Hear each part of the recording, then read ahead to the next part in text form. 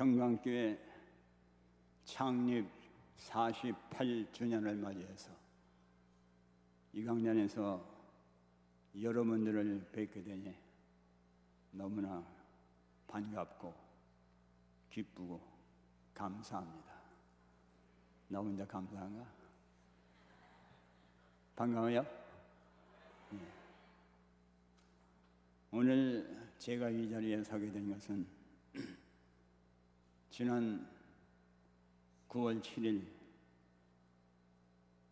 새로 부임하신 담임 목사님께서 사모님과 함께 제가 머물고 있는 태안에 거기까지 좋은 길을 찾아오셨습니다. 찾아오셔서 교회에 대한 여러 가지 이야기를 나누는 가운데 창립 예배 설교는 누가 할 것이냐? 저는 목사님 새로 오셔서 교인들과 가까워지기 위해서는 목사님이 쓰셔야 됩니다. 그랬더니 담임 목사님은 창립 기념 예배 및 어른이 빠지고 한다는 것은 말이 안 됩니다. 목사님이 하셔야 됩니다. 제가 젊었을 때는 별로 지질 않았는데 늙고 힘없으니까 졌어요. 그래서 오늘 이 자리에 서게 됐습니다. 오늘 방금 전 읽어주신 이 사도행전 20장 29절로부터 35절 말씀, 이 두 가지를 기억하여야 할지니라고 하는 주제로 말씀을 전해드리고자 합니다. 사도 바울이 지금 어떤 상황에 있느냐? 3차 전도 여행을 마치고 예루살렘으로 올라가는 도중에 에베소 교회를 꼭 들려서 장로들을 만나서 부탁할 말씀을 부탁하고 가야 될 터인데 시간이 그렇게 촉박하여서 에베소 교회까지 가지 못하고 밀레도 항구로 에베소 교회 장로님들을 불러가지고 거기에서 마지막 내가 이제 가면은 내 얼굴을 다시는 보지 못하리라, 마지막 고별 설교를 하는 내용이 이 본문 말씀입니다. 사도 바울은 에베소 교회 장로들을 만나서 이 마지막 고별 설교에서 무슨 말씀을 하셨는가? 그 말씀의 내용을 보면 사도 바울은 무엇보다도 이 에베소 교회 장로들에게 말을 할 때 내가 떠난 후에 흉악한 이리가 와서 양떼들을 해치며 교회를 분란케 할 것을 말씀을 예언을 한 것입니다. 이 말씀을 왜 오늘 본문으로 선택을 했는가? 에베소 교회와 우리 평강교회가 처한 상황 비슷한 점이, 흡사한 점이 많기 때문에 같은 상황에 있는 교회에 대하여 사도 바울이 어떤 권면을 했는가, 이 권면을 우리의 교훈으로 삼기 위해서 이 말씀을 선택을 했습니다. 어떤 점에서 에베소 교회와 우리 평강교회가 유사한 점이 있느냐? 첫째는 목자와 헤어지는 아픔을 가지고 있습니다. 우리 교회도 새 교역자 교체라고 하는 불가피한 일입니다마는 이러한 일을 겪으면서 헤어지는 아픔을 경험을 했습니다. 두 번째로 오늘 말씀에 보면은 다시는 얼굴을 보지 못하리라고 할 때 설교를 마치고 장로님들이 사도 바울과 끌어안고 입을 맞추며 통곡을 하며 울었습니다. 이만큼 이 에베소 교회 감독들과 사도 바울은 극히 지극한 사랑을 하는 교회였다. 우리 교회도 이러한 사랑을 경험하는 교회입니다. 세 번째, 사도 바울이 흉악한 이리가 내가 떠난 후에 흉악한 이리가 들어와서 교회를 해칠 것이라는 말씀을 하였는데, 제가 떠나고 일선에서 물러난 후에 우리 교회가 금년 작년 큰 시험을 당한 것입니다. 이러한 점에서 공통점을 찾아보면서 이런 상황에서 우리는 어떻게 대처를 하고 신앙생활을 해야 할 것인가? 여기에 대하여서 사도 바울은 에베소 교회 장로들에게 이것을 기억해라, 그리고 이것을 기억하라 하고 두 가지를 기억하라고 오늘 말씀에서 권면을 하고 있습니다. 이것이 곧 우리들에게 주시는 하나님의 부탁인 줄로 믿고 받으시기를 바랍니다. 그 두 가지 부탁이 무엇이냐? 이것을 기억해야 된다. 이거 잊어버리면 안 된다.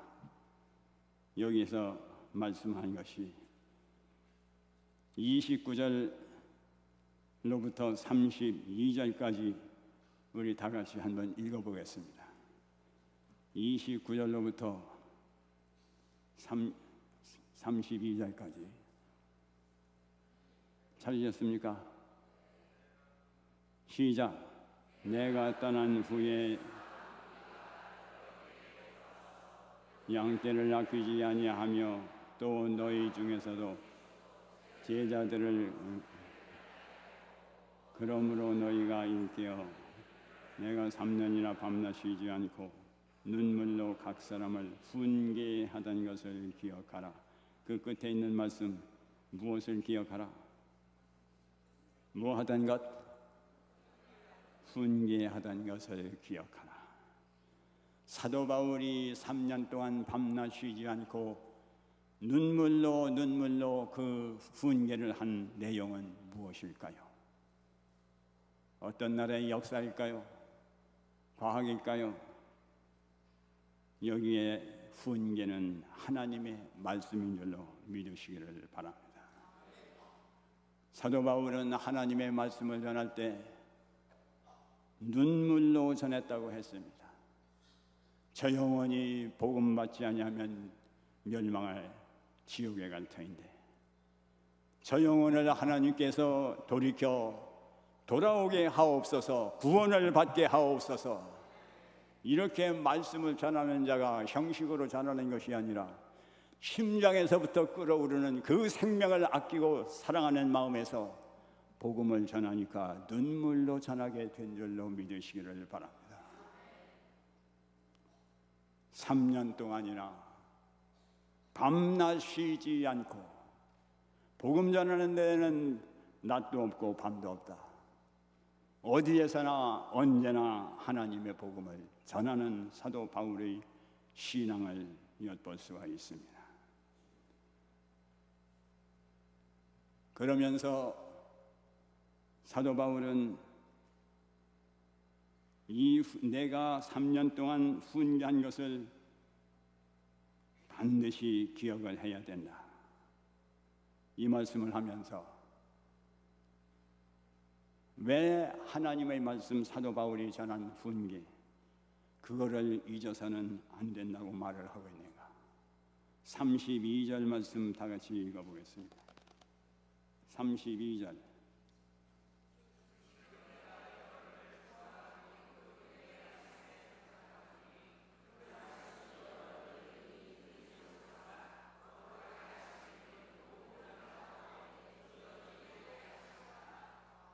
거기에 그 말씀이 능히 어떻게 하냐고요? 여러분들을 능히 든든하게 세울 것이다. 흉악한 이들이 쳐들어와서 공격을 할 때 너희들은 말씀을 붙들라.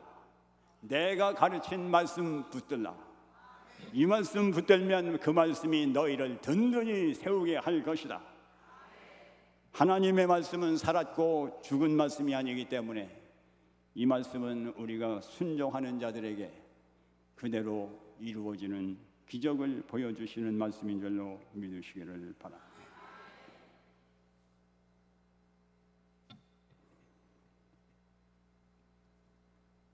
그래서 성경 말씀을 굳게 지키고 그것을 굳게 믿어야 된다고 말씀을 하는데, 왜 우리가 이러한 때 하나님의 말씀을 붙들어야 되는가? 왜 우리가 전적으로 하나님의 말씀만 믿어야 되는가? 그리고 이 사도 바울이 또한 말하는 것은 내가 전한 복음 외에는 다른 복음이 없다. 다른 구원의 길이 없다. 이것밖에는 없다. 이것이 오직 유일한 구원의 길이다. 이것을 강조하는 것을 우리가 갈라디아서 1장 8절 9절 말씀에서 볼 수가 있습니다. 갈라디아서 1장 8절 9절 말씀 우리 다 함께 읽어보겠습니다. 시작.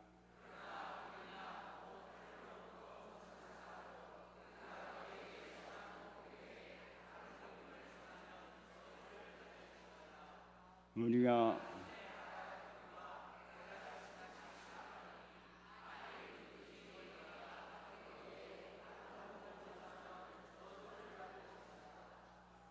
여러분들 저주라는 말을 아무데나 함부로 쓸 수가 있습니까? 그런데 사도 바울은 거침없이 다른 복음 저주, 참복음 영생, 이 신앙을 확실하게 가지고 있는 분인 것을 알 수가 있습니다. 그런데 왜 다른 복음을 좇으면 안 되는가? 왜 우리가 꼭 하나님의 말씀이라고 하는 성경 말씀만 받아야 되는가? 그 이유는 설명을 드립니다. 교회 2000년 역사 속에 보게 되면은 성경을 어떤 말씀으로 이해를 하느냐에 따라서 세 종류의 형태가 있습니다. 첫째는 자유주의가 있습니다. 자유주의라고 하는 것은 인간의 이성은 모든 사리 판단을 할 수 있는, 옳고 그른 것을 선악을 분별할 수 있는 척도이다. 그래서 이성에 합하지 않는, 이성으로 생각해서 맞지 않는 것은 진리가 아니고 맞는 것은 진리라는 생각을 가지고 있는 자들입니다. 이들은 성경을 보는 것도 어떻게 보느냐? 인간의 이성을 가지고 이 성경 말씀을 보면서 이거는 이성으로 납득이 안 가는데, 어떻게 죽은 나사로가 사흘씩이나 썩어져 가다 나사로야 나오너라 하니까 나온다. 말 같지도 않은 소리야. 어떻게 그럴 수가 있어? 이런 것들은 하나의 신화적인 이야기지 실제가 아니다. 하나님 말씀 아니다. 그런 거를 성경에서 다 빼버려야, 이성에 맞지 않는 것을 다 빼버려야 그 남는 것이 진짜 진리요 하나님 말씀이다. 옳은 얘기입니까? 틀린 얘기입니까? 이렇게 하나님의 말씀을 인간의 이성을 가지고 난도질을 하는 사람들, 이들은 결과가 어떻게 되었습니까? 한결같이 불신앙으로 떨어지고 말았다는 사실을 아시기 바랍니다. 두 번째는 무엇이냐면은 신비주의 신비주의입니다. 신비주의라고 하는 것은 무엇이냐면 성경에 기록된 말씀들은 옛날 사람들이 하나님 앞에 받은 계시요, 오늘날 우리들은 옛날 사람이 받은 성경 기록보다 위로 하나님과 직접 교통을 해서 계시를 받아야 된다. 그래야 산 믿음이 된다. 옛날 사람들 다 죽었는데 그 사람들이 받았던 건 옛날 이야기지 나하고는 별 관계가 없는 내용이다. 이런 생각을 가지고 있는 사람들로부터 어떤 결과가 나왔느냐? 이 땅에 지금도 옛날도 존재하는 2000년 역사 속에 어느 시대든 존재했던 수많은 이단들, 이들은 신비 체험을 강조한 결과로 이렇게 되었습니다. 말씀을 저버리고 신비 체험이 최고라고 생각하는 이것이 저들의 잘못을 범하게 한 원인입니다. 그런데 또 한 가지 성경을 보는 사람들, 정통 보수주의자들이 있습니다. 정통 보수주의라고 하는 말은 무엇이냐면, 정통은 예수님으로부터 사도들에게 가르침을 주셨고, 사도들은 그 제자들에게 또 그 후의 제자들에게 이렇게 해서 내려온 예수님과 사도들이 가르쳤던 그 내용, 변질되지 않은 그 내용, 그것이 오늘날까지 전수되어서 오늘날 우리들에게 물려받게 된 줄로 믿으시기를 바랍니다. 이 사람들은 믿기를 성경은 살았고 운동력이 있는 말씀이요, 요한복음 6장 68절에 영생의 말씀이 있사오니 우리가 네게 가오니까 영원한 생명을 주는 말씀이요, 시편 119편 105절 말씀에서 주의 말씀은 내 길에 빛이요 내 등에 내 발에 빛이요 등에, 그리고 시편 119편 97절로부터 100절까지 말씀을 보면은 주의 말씀을 내가 묵상하는 가운데 내 지혜가 노인보다 승하며 스승보다 승하며, 이런 말씀을 하고 있지 않습니까?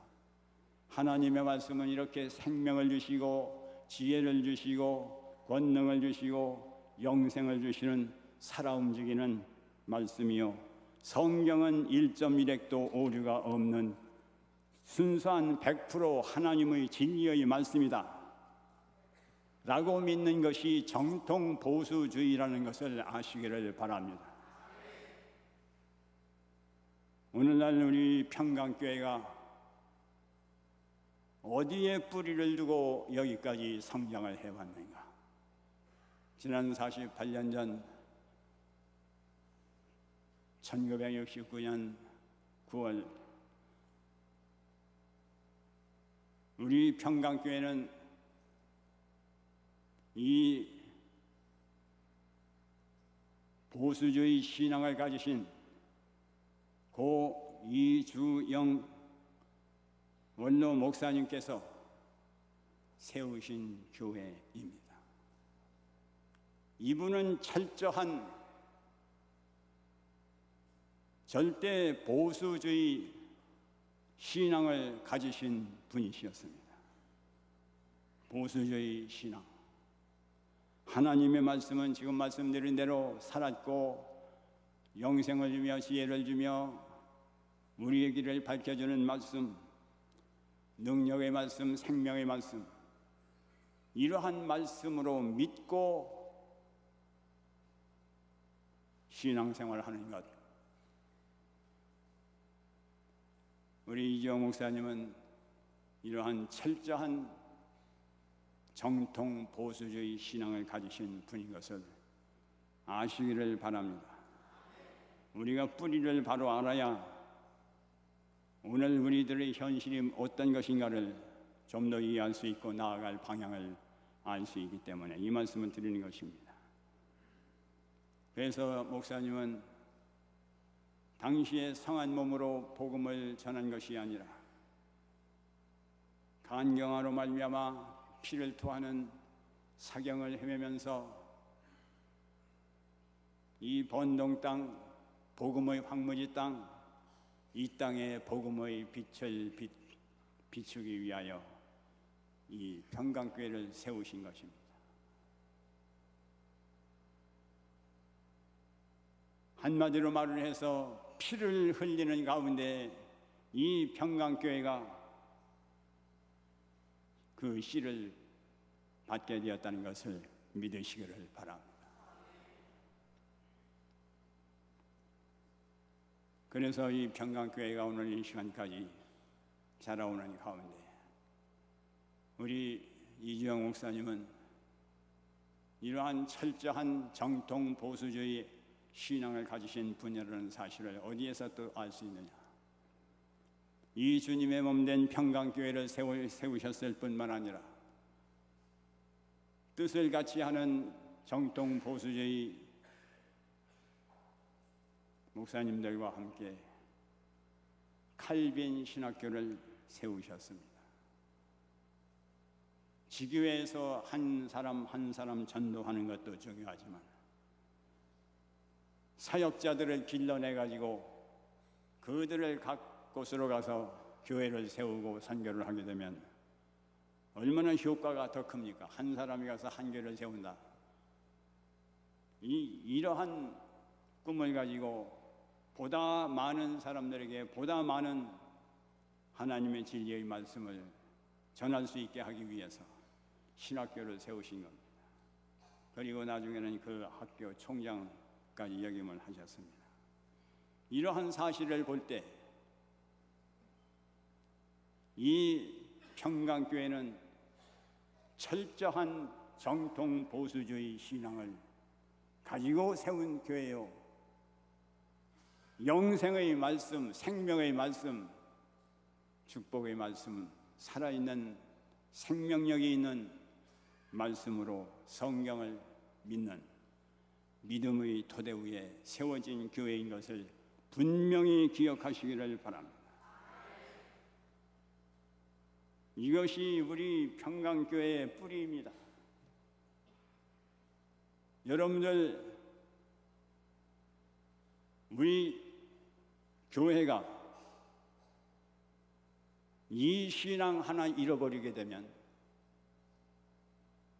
이미 교회는 불 꺼진 건물에 불과하게 될 것입니다. 교회라고 하는 것은 전도를 위하여서 이 하나님의 말씀을 모든 이단들로부터 지키고 그리고 밖에 나가서 전도하는 일을 위하여 교회는 존재하는 것입니다. 교회의 존재 목적은 복음, 진리, 수호와 전파이다. 믿으시면 아멘 하시기를 바랍니다. 그래서 이 종교개혁을 할 때 중세 1000년 암흑기를 지나서 이때는 천주교에 매달려가지고 교회가 시키는 대로만 하는, 그러다가 종교개혁이 일어났습니다. 종교개혁이 일어남으로 말미암아서 우리는 성경으로 돌아가자. 로만 캐톨릭의 잘못된 교리적인 일들, 면죄부를 판매한다든지 죽은 자를 위해서 기도한다든지 이런 것을 배격하고 성경이 말하는 대로만 믿자. 성경대로만 우리가 따라가자. 옛날 예수님 시대로, 사도 시대로 돌아가서 말씀만 붙들자. 이것이 우리 평강교회의 뿌리인 것을 아시기를 바랍니다. 여러분들 이런 생각을 하게 되지 않습니까? 여러분 어쩌다가 평강교회 오셨어요?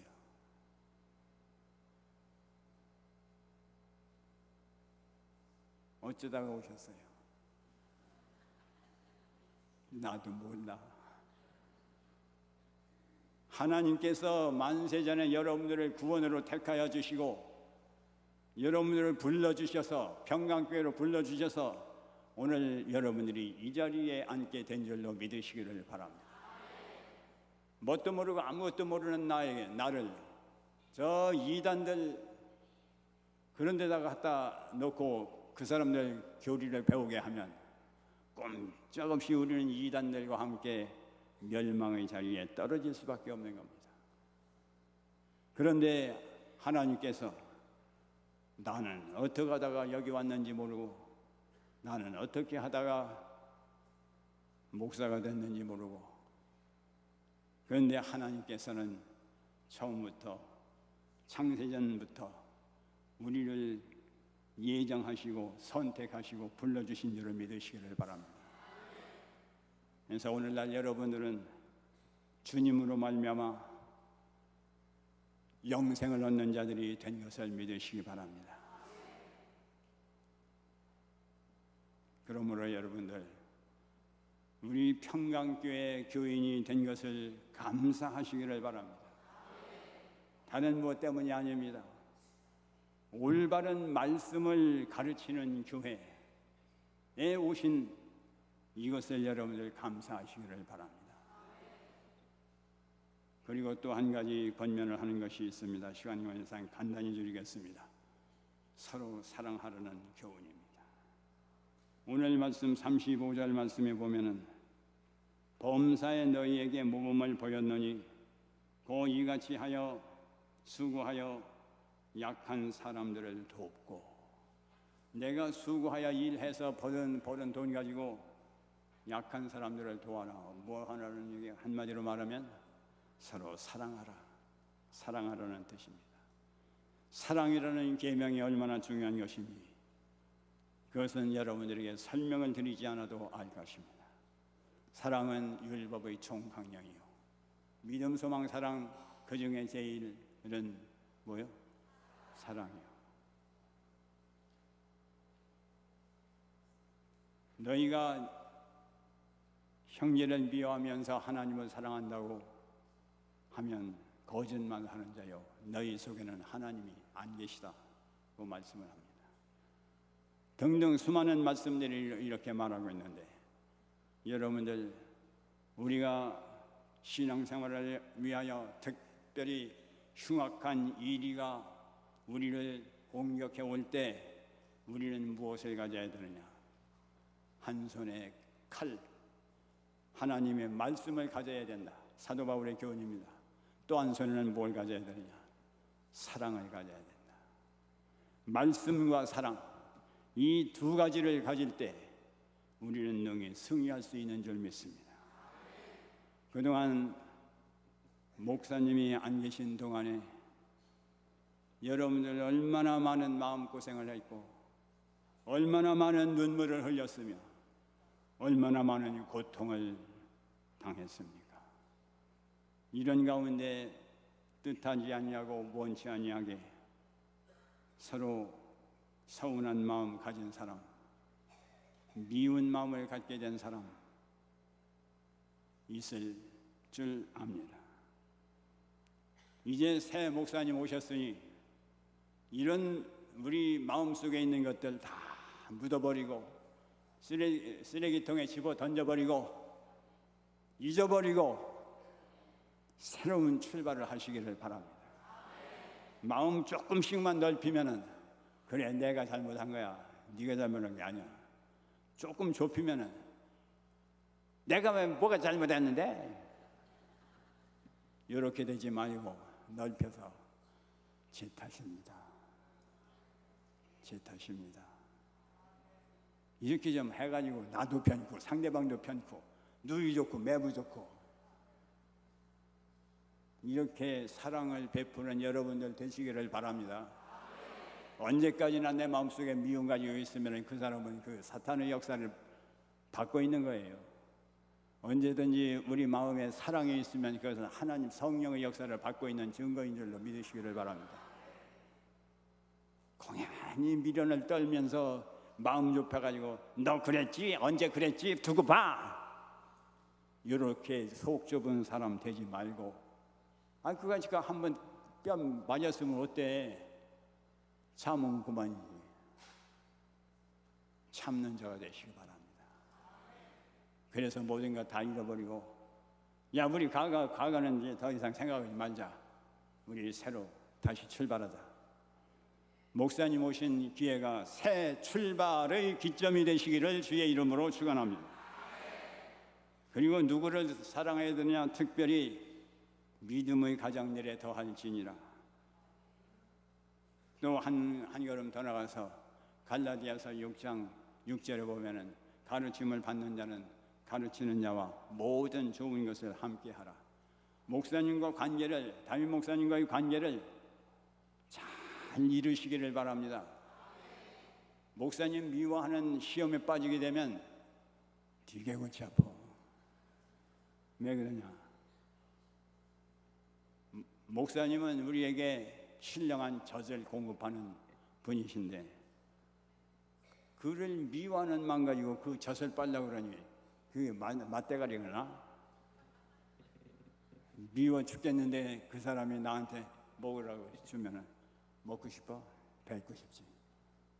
그러니까 처음부터 목사님 잘 받들고 목사님과 좋은 관계를 맺어서 여러분들이 영의 양식을 충분히 공급받아서 무럭무럭 성장하여 이 교회가 큰 부흥의 불길을 일으킬 수 있는 축복을 받으시기를 주의 이름으로 축원합니다.